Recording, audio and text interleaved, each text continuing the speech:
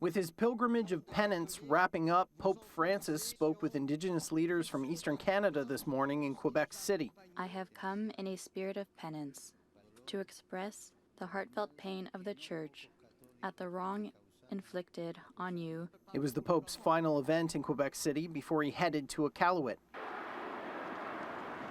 where he met with residential school survivors and participated in a community ceremony. Reaction here to the Pope's visit and apology earlier this week for the Church's role in the residential school system is mixed.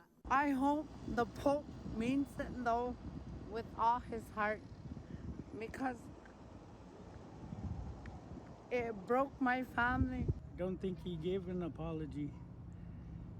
He suggested it, but in actual fact, I don't think he apologized. On Monday, he visited the former Ermineskin Residential School in Alberta, where after praying among the graves of children who died there, he delivered the long-awaited apology. Mi pedido de perdón.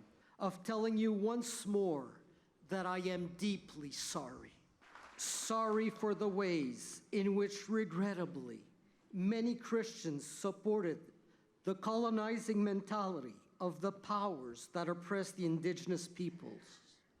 I ask forgiveness, in particular, for the ways in which many members of the Church and of religious communities cooperated, not least through their indifference in projects of cultural destruction and forced assimilation promoted by the governments of that time, which culminated in the system of residential schools. That apology has been criticized by some because he apologized for the actions of members of the Church, but not for the role the Church as an institution played in the system.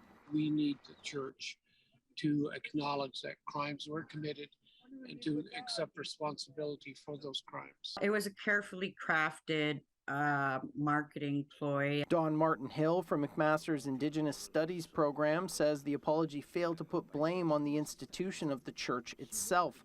She calls it hollow because she says the Church isn't going after clergy responsible for abuse. They're not seeking justice. They're seeking to convert and maintain their Church followers. Words are not enough anymore. Ontario NDP MPP Sol Mamakwa says while the apology on Indigenous lands is a good thing, the Pope could have done more, like rescind the doctrine of discovery, which is based in a papal order from 1452. To have that in place still enacted, then it's not right. The doctrine was used as justification for Christian nations to take over lands occupied by non-Christians and kill them. All of this notion that, you know, we're not real people, we didn't have laws, is a lie. The doctrine of discovery has been repudiated by other Christian bodies. Canada's Catholic bishops have been trying to get the Vatican to issue a new statement on the doctrine.